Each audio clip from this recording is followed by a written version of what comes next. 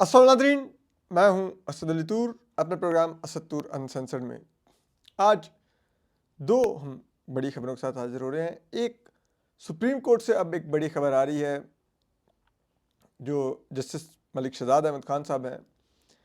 आपको पता है इस्टेब्लिशमेंट किस तरह उनके दर पे थी और किस तरह से उनको लाहौर हाई कोर्ट से, जब chief justice Lahore high court थे, सुप्रीम कोर्ट लाया गया और क्या सारे अवामिल थे और उनके खिलाफ एक रेफरेंस, सब कुछ, एक शिकायत दायर करवाना सुप्रीम जुडिशल काउंसिल में, वो पूरी जो गेम थी उसके ऊपर अब आज एक बड़ी हम आपको खबर देने जा रहे हैं कि एक बड़ी पेशरफ्त हुई है उसके ऊपर। और इसके अलावा हम जो आज कोयटा में रेलवे स्टेशन पर जो धमाका हुआ है उस पर भी बात करेंगे। तो बात कोयटा से ही करते हैं। अब पता है आज सुबह कोयटा में जो रेलवे स्टेशन है वहाँ पर आज सुबह तकरीबन 9 बजे के करीब एक 8:40-45 पर एक खौफनाक धमाका हुआ जिसमें अब तक जो शहादतों की तादाद है वो 26 है और 62 से ज़्यादा लोग उसमें ज़ख्मी हुए हैं। और ये काफ़ी बड़ा धमाका था और ये खुदकुश हमला था जिसकी ज़िम्मेदारी कालेदम जमात बलूचिस्तान लिबरेशन आर्मी जो ख़ुद को कहती है BLA, उसने कबूल की है कि उनकी जो उनका एक खुदकुश हमलों का उनका जो एक ग्रुप है मजीद ब्रिगेड, ये उनकी तरफ से भेजा गया बमबार था। लेकिन अगर आप इस सब अवामिल को देखें, लाइक हर तरह से ये हमला एक काबिल मज़म्मत है। इसमें मैं वो टीवी पे सुन रहा था कि जी वो देखें वो एक सैनिटरी वर्कर, उसका भाई रो रहा कि मेरा भाई सैनिटरी वर्कर था, वो वहाँ पर शहीद हो गया, किसी का भाई कुछ था, ठीक है, इस तरह की मैं वो साउंड बाइट सुन रहा था। अब उसमें जो कोयटा के DC हैं उनका ये भी कहना है कि सिक्योरिटी एहलकार भी थे और सिविलियन दोनों की शहादतें हुई हैं उसमें। और BLA का ये दावा है कि ये इन्फेंट्री का कोर्स करके वापस जाने वाले जो फ़ौजी एहलकार थे उनको हमने निशाना बनाया। मैं एक चीज़ सोच रहा था, ये जो कोर्सेज पे जाते हैं सब कुछ, ये बहुत यंग ऑफिसर्स होते हैं, बस भी लाइक 18, 19, 20, 25, ये इसी ब्रैकेट में कहीं आते हैं। और आई वाज थिंकिंग कि इनके माँ बाप के क्या ख्वाब होंगे, और वो तो ख्वाब देख भी नहीं सके पूरे होते कि वो बनता, यूनिफॉर्म पहनता, उनको सर्व करता। और फिर एक चीज़ और मुझे बहुत अफसोस होती है कि ये जो लोग इन हमलों का निशाना बनते हैं, ये security एहलकार, they are not the decision makers. ये तो एक चेन ऑफ कमांड में होते हैं, जो ऑर्डर होता है उसको एग्जीक्यूट कर रहे होते हैं। और जो ट्रेनिंग की स्टेज पर होंगे तो वो तो बिल्कुल ही नोबडी होंगे। और मैं खैर वैसे भी हमेशा से ही किसी भी किस्म की वायलेंस के ख़िलाफ़ रहा हूँ। मैंने हमेशा हर किस्म की वायलेंस की ज़िंदगी में मज़म्मत की है, चाहे वो रियासत की तरफ से हो या नॉन स्टेट एक्टर्स की तरफ से हो। तशद्दुद नहीं किसी भी मसले का हल। और मैं हमेशा से कहता हूँ कि अगर आप मज़लूम हैं तब तक हैं जब तक आप हथियार नहीं उठाते।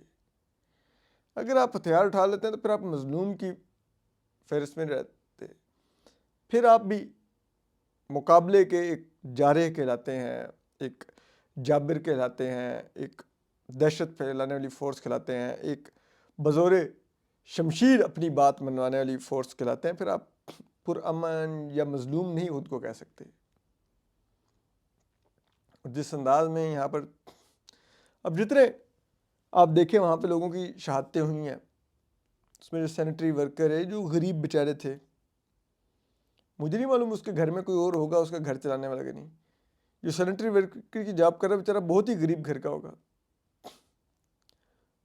उसके घर कौन लेके रहेगा रिस्क आज के बाद। उसके अगर कोई बीवी बच्चे हुए कौन उनका वारिस होगा बाद में। अगर उसके बूढ़े माँ बाप हुए और वो बीमार होंगे तो उनका कौन करेगा, उसकी बहन भाई।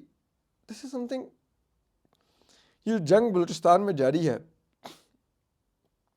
इसका हल डायलॉग से निकालना होगा, यूँ नहीं चल सकती। اور یہ یوں بھی نہیں چل سکتی کہ وہاں پر پنجابی سیٹلرز کو نشانہ بنایا جا رہا ہو، وہاں پہ پختون سیٹلرز کو نشانہ بنایا جا رہا ہو، وہاں پہ اور چیزیں ہو رہی نو، اور نہ ہی وہاں پر بلوچوں کو لاپتہ کیا جانا چاہیے. یہ بھی کسی نہ صورت نہ قابل قبول ہے.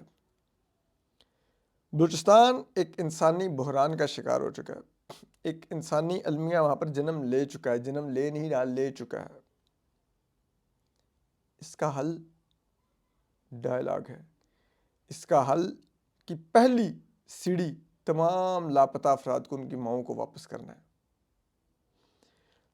دوسری سیڑھی بلوچستان کے شہریوں کے آئینی حقوق ان کو دینا ہے، جو پاکستان کے تمام شہریوں کو آئین میں گارنٹی کیے گئے ہیں. خیر ملتے تو پورے پاکستان میں نہیں ہیں ہم سب کو، لیکن جتنے ہمیں کم از کم مل رہے ہیں اتنے ہی ہمارے بلوچ بہن بھائیوں کو بھی دینے ہوں گے.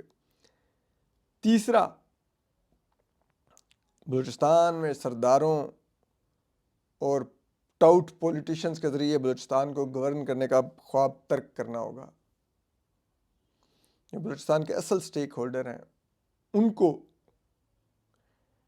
اب اقتدار بھی دینا ہوگا، ان کو قومی دھارے میں بھی لانا ہوگا، اور وہاں پہ جو بھی حکومت تشکیل پائے گی ان کی مرضی سے ہونی چاہیے. اور چوتھا ہے کہ مہرنگ بلوچ سے بات کیجیے.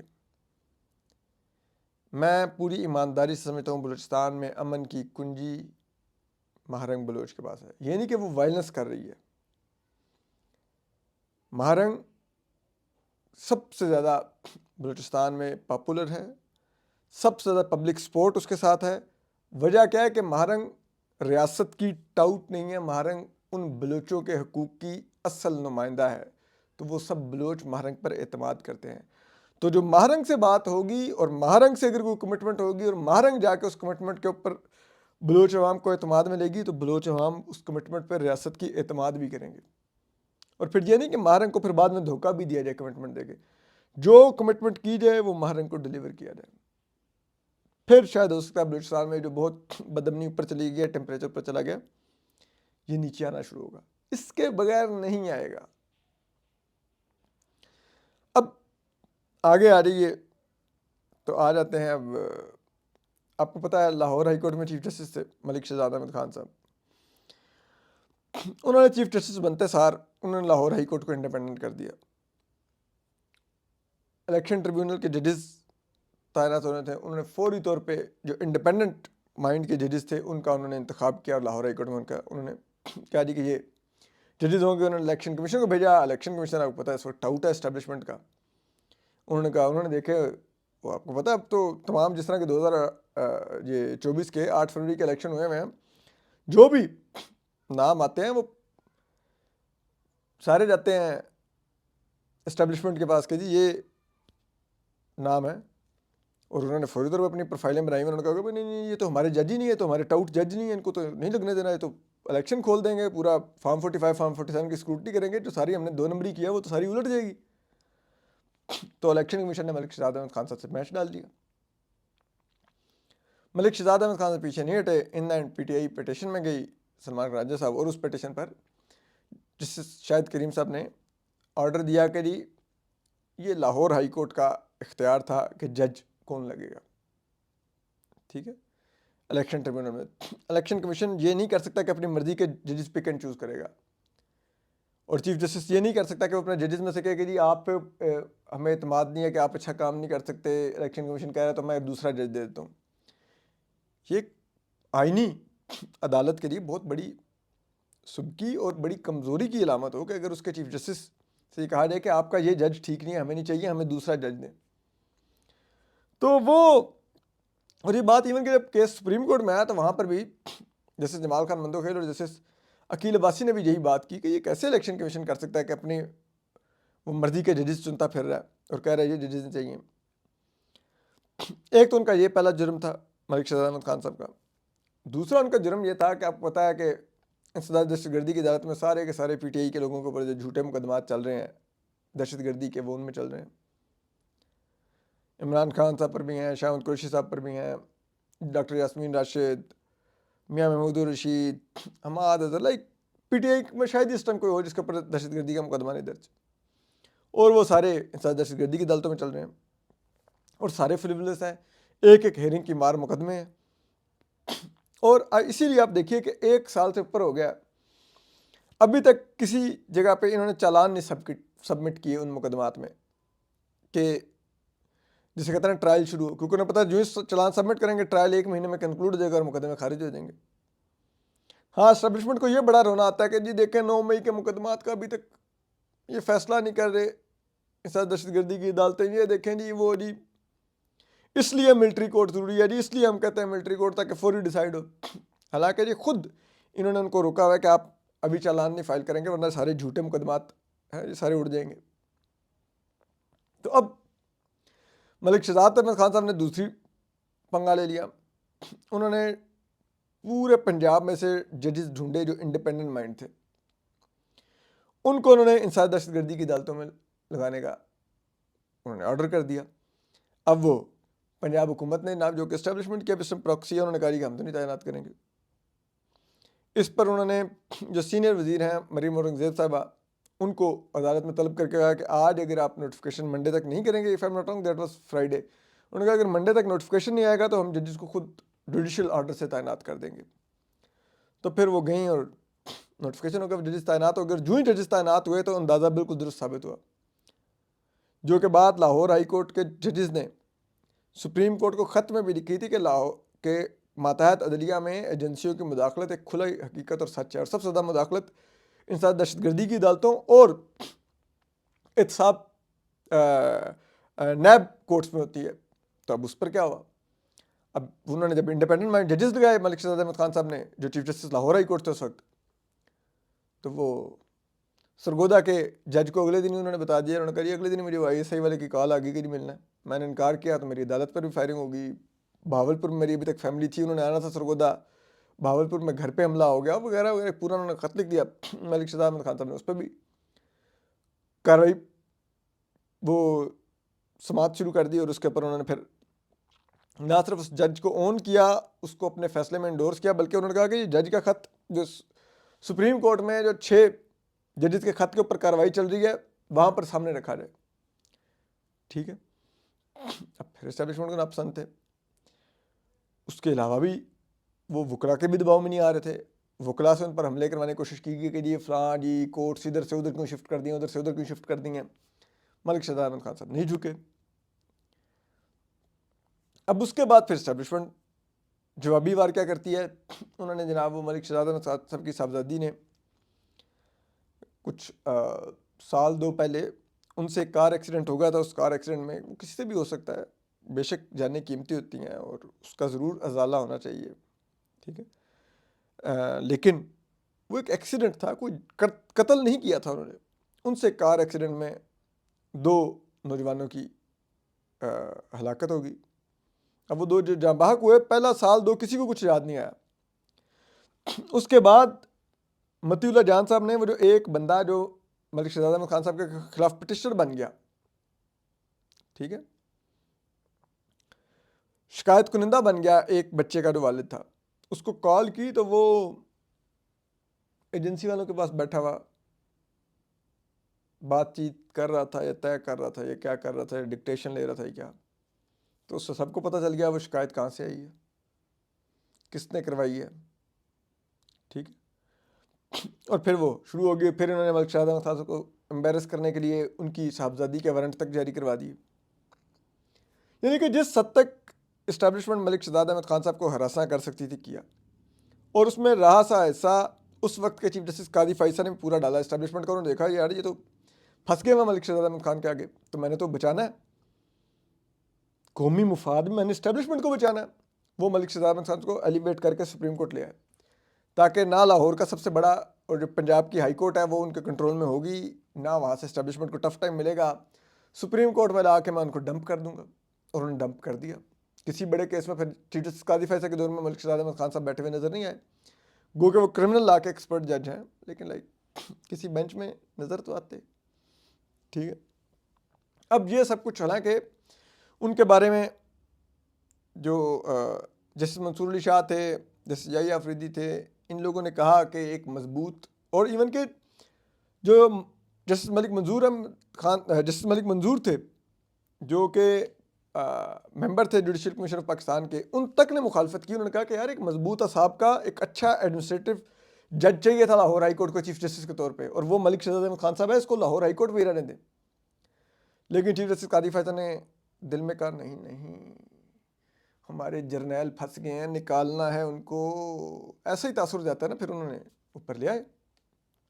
اور پھر اس کے بعد یہاں پر وہ کبھی ان کی صاحبزادی کے وارنٹ جاری ہو رہے ہیں، کبھی کچھ ہو رہا ہے، ایک تماشا چل رہا ہے.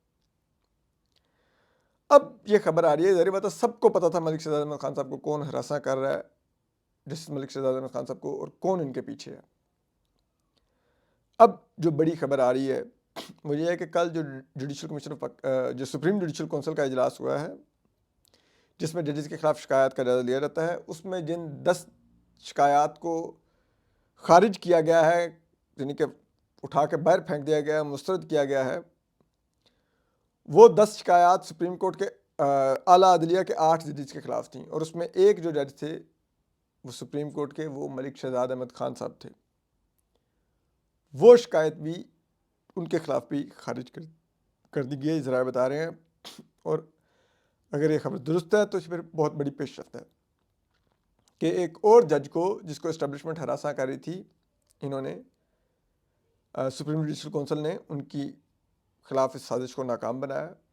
جیسے طارق محمد جہانگیری صاحب کی بھی یہی اطلاع ہے کہ ان کے خلاف بھی، تو وہ بھی اچھی بات ہے، تاکہ یہ جو اسٹیبلشمنٹ جو کچھ کیا ہے. اور اب جو کہا جا رہا ہے کہ وہ کوڈ آف کنڈکٹ بھی دیکھا جائے گا، تو ویسے معذرت کا تو ججز کا کوڈ آف کنڈکٹ ایجنسیوں پر نہیں لگ سکتا. ایجنسیوں کے لیے آپ کو اور کارروائی انیشیٹ کرنی پڑے گی جو مداخلت کر رہے ہیں، اور اس کے لیے پھر وہی ہوگا جو بے نظیر بھٹو صاحبہ کی جب حکومت گھر بھیجی گئی تھی، تو اس میں ایک چارج 96 میں ان پہ یہ بھی تھا کہ وہ ججز کی جاسوسی ان کی حکومت کر رہی تھی.